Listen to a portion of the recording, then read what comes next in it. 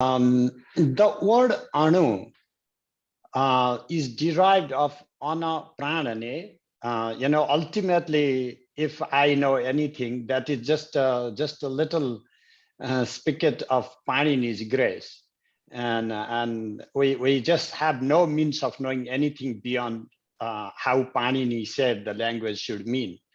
So anything written in Sanskrit language, we have to ultimately go to how Panini understood these things. So ana pranane, anu, we just call for individuals anu. What are they? They are embodied beings who have prana shakti. So I am Shiva too, but what is the difference in me? Shiva does not need to breathe in and breathe out to be in the body, in this body. And that is the surplus of being an individual. Why would Shiva have ever that crazy idea of being individuated and fragmented into billions of pieces? It's that there is this surplus of living a life in the body. It gives a completely euphoric experience of, it can. I mean, if you see always miserable, then that's a different story. But it has this possibility of living presence of being, not in the pure presence without embodiment. So, but then it already says, what is the difference? That in this process of individuation, something is gained. The body, the prana, the life force, living entity, living organism, being an organism that is gained. What is lost? Singularity is lost. And what is lost? That pure light is lost. It is not totally lost though.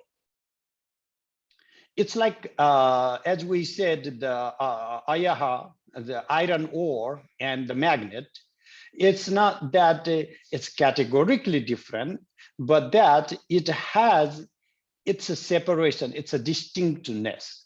So what that does is this anu is able to separate out of its own. It's again the same free will of Shiva playing through it. That Shiva wants to experience the manifold. Shiva wants to experience being infinite. It's a choice when you are only one. In that singularity, you have that freedom to be many.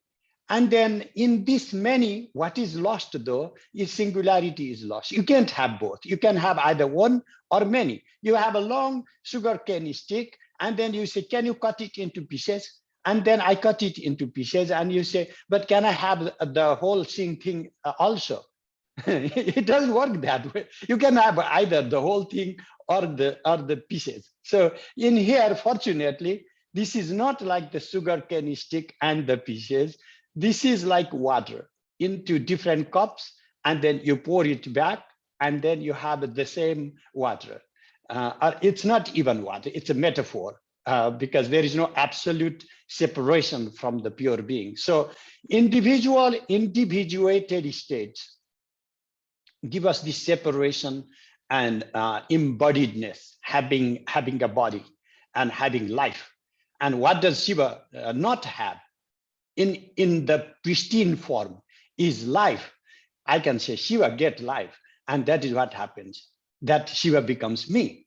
That is what getting life feels like. And then, but this life also comes with a price. Then we have to die. We have to decay. You know, it's like Sadbhava Vikara, all the transformations.